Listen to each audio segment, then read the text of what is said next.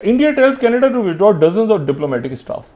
उन्होंने कहा है कि बहुत बड़ी तादाद में कनाडा के जो सफारतकार हैं वो इंडिया छोड़ दें। और कनाडा उन्होंने ये बोल दिया कि यार जो भारत के साथ जो हमारी कशीदगी चल रही है, तनाव चल रहा है, ये खिंचाव चल रहा है, ये हम प्राइवेट में बात करके भारत से इस मामले को सल्टाना चाहते हैं। 10 तारीख तक इंडिया छोड़ दें कोई 41 डिप्लोमेट्स, वरना हम 10 तारीख के बाद उनकी डिप्लोमेटिक इम्यूनिटी खत्म कर देंगे। और भारत ने कनाडा को दहशतगर्द मुल्क करार दे दिया कि दहशतगर्दों को पनाह देते हैं। FATF में डालने की बात करें, वीजे सस्पेंड किए कनाडा के 40 डिप्लोमेट्स को, कहा कि गेट आउट फ्रॉम इंडिया। इतनी बड़ी पावर कनाडा बोल नहीं रहा। और आप सारे के सारे लोग जो हैं वो इंडिया छोड़ दें, ये अपने मुल्क में इन कनाडा के सफारतकारों को निकाल रहे हैं। और ये हमेशा टिट फॉर टैट होता है कि कनाडा भी जवाब में निकालेगा। क्यों प्राइवेट में बात करना चाहते हैं? क्योंकि भारत ने 41 जो डिप्लोमेट्स हैं कनाडा के, उनको बोला है कि भाई साहब 10 अक्टूबर से पहले बोरिया बिस्तर लो और कटो यहां से, भागो खालिस्तान। तुम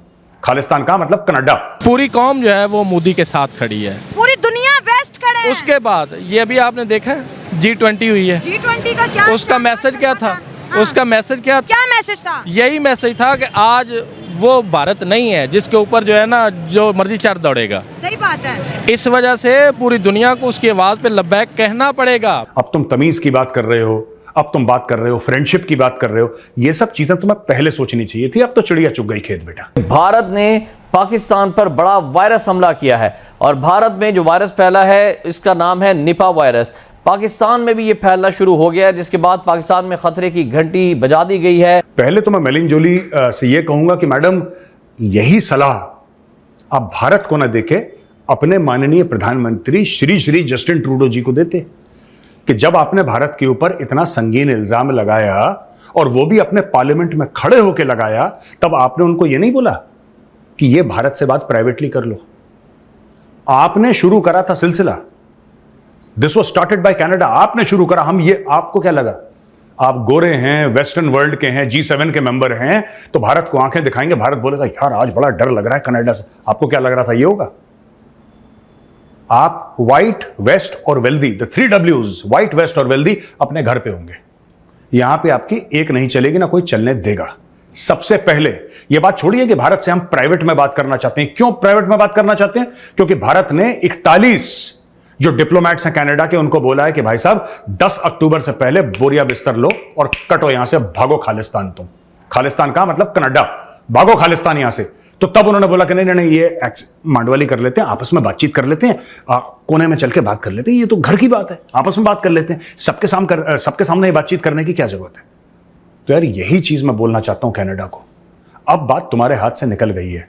ये जो अब तुम्हें तमीज है ना, अब तुम तमीज की बात कर रहे हो, अब तुम बात कर रहे हो फ्रेंडशिप की बात कर रहे हो, ये सब चीजें तुम्हें पहले सोचनी चाहिए थी। अब तो चिड़िया चुग गई खेत बेटा। खालिस्तान की बात करें, सारे खालिस्तानी इस वक्त कनाडा के अंदर मौजूद है और भारत ने कनाडा को दहशतगर्द मुल्क करार दे दिया कि दहशतगर्दों को पनाह देते हैं। FATF में डालने की बात करें, वीजे सस्पेंड किए कनाडा के 40 डिप्लोमेट्स को, कहा कि गेट आउट फ्रॉम इंडिया। इतनी बड़ी पावर कनाडा बोल नहीं रहा। क्यों बोले? पूरी कौम जो है वो मोदी के साथ खड़ी है, पूरी दुनिया वेस्ट खड़े है। उसके बाद ये भी आपने देखा G20 हुई है। G20 का क्या उसका मैसेज क्या था?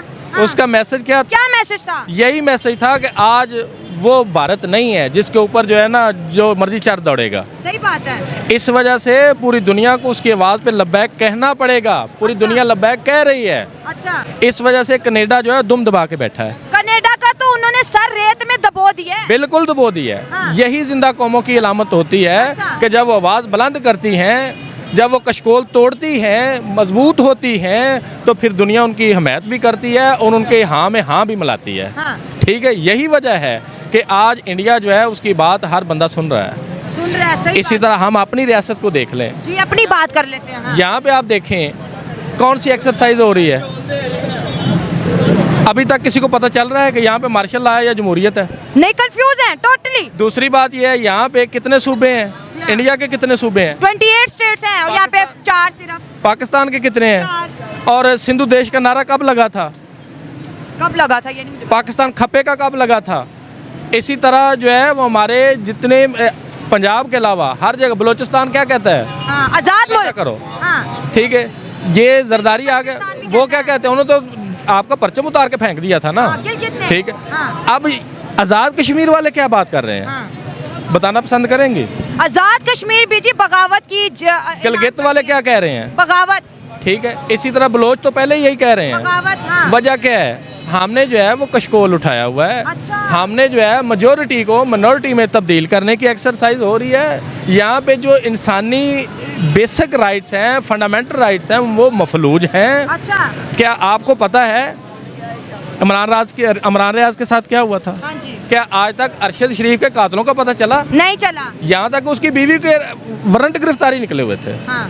ठीक, क्यों भाई मदई क्यों है? हाँ। फिर सियासतदानों की बात कर लो। यास्मीन राशिदा ने कौन सा जुर्म किया हुआ है? इमरान खान का कौन सा जुर्म है?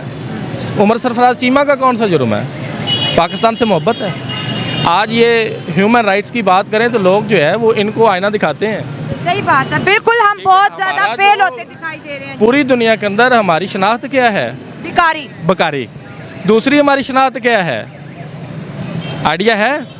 दूसरी हमारी शनाख्त ये है कि यहाँ पे आए दिन जब भी कोई मसला आता है फ़ौरन जो है ना वो अपना दहशतगर्दी के धमाके हो जाते हैं। हाँ।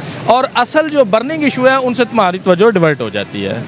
यहाँ पे लोगों को बंद किया जाता है। जो भी आवाज़ आप बात कर रही हैं, ठीक है, अल्लाह करे आप इसी तरह बात करती रहें, अपने तरीके से जो है ना वो लोगों को शऊर देती रहें। एग्जैक्टली अवेयरनेस है, बिल्कुल हम तो अवेयरनेस फैला रहे हैं कि दुनिया कहाँ पर चलेगी, दुनिया की पॉलिटिक्स कितनी स्ट्रांग होगी, दुनिया इतने बड़े बड़े मुल्कों से पंगे जो ले रहे हैं उसको दबोच रही है, उसको कहते हैं पाँव के बल जो घुटनों के बल गिरा रही है, लेकिन हम चुप हैं।